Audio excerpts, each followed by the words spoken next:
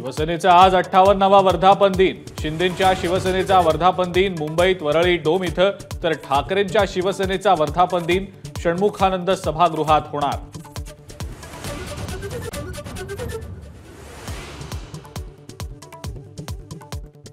मी दादांसोबत नाही तर राष्ट्रवादी काँग्रेससोबत। एबीपी माझाशी बोलताना छगन भुजबळांचं अत्यंत सूचक विधान।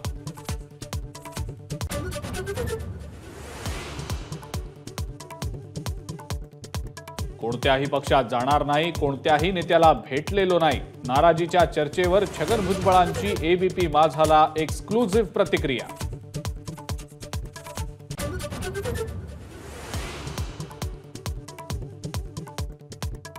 दोनशेहून अधिक विधानसभेच्या जागा लढण्याची घोषणा केल्यावर राज ठाकरेंचा पहिलाच नाशिक दौरा। उद्या त्र्यंबकेश्वराचं दर्शन घेत निवृत्तीनाथांच्या पालखी सोहळ्यातही सहभागी होणार।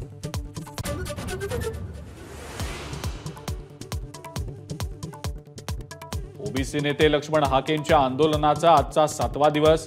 विरोधी पक्षनेते विजय वडेट्टीवार, जितेंद्र आव्हाड भेट घेणार। प्रकाश आंबेडकरही भेट घेण्याची शक्यता।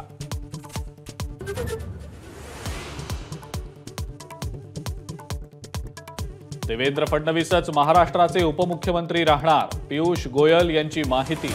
दिल्लीतल्या बैठकीमध्ये राजीनाम्याबाबत कोणतीच चर्चा नाही।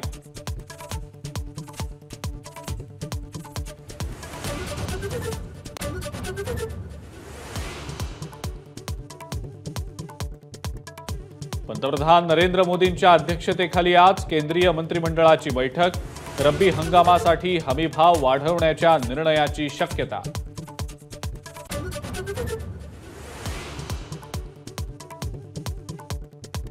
नाशिक शिक्षक मतदारसंघामध्ये राष्ट्रवादीच्या नरहरी झिरवळांचा महाविकास आघाडी उमेदवाराला पाठिंबा। शिवसेनेचा उमेदवार असूनही कौटुंबिक संबंधांना दिलं प्राधान्य।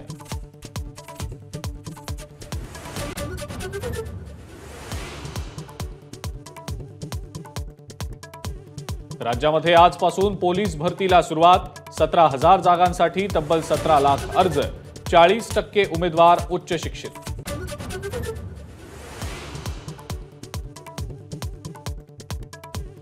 शिक्षकांच्या जिल्ह्यांतर्गत बदल्या पुन्हा ऑनलाईनच होणार। दुर्गम भागात काम करणाऱ्या जिल्हा परिषदेच्या शिक्षकांना मिळणार न्याय।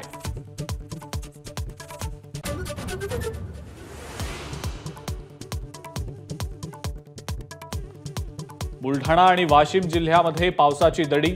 लाखो हेक्टर क्षेत्रावरच्या पेरण्या खोळंबल्या। काही भागात स्प्रिंकलर्सनं पाणी देण्याची वेळ।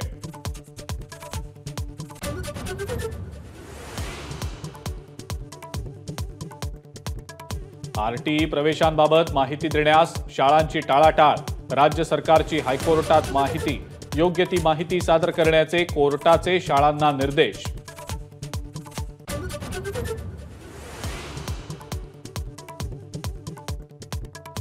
एलआयसी मेट्रो शहरातल्या मालमत्ता विकणार असल्याची चर्चा। एलआयसीचा इन्कार। मालमत्ता विकून कोट्यवधींचा निधी उभारला जाण्याची शक्यता।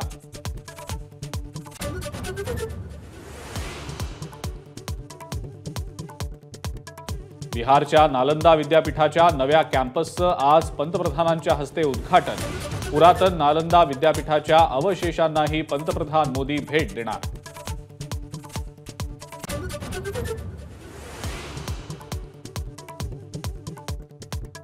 आणि गौतम गंभीर टीम इंडियाचा मुख्य प्रशिक्षक होण्यावर जवळपास शिक्कामोर्तब। औपचारिक घोषणा बाकी। एबीपी माझा, उघडा डोळे बघा नीट।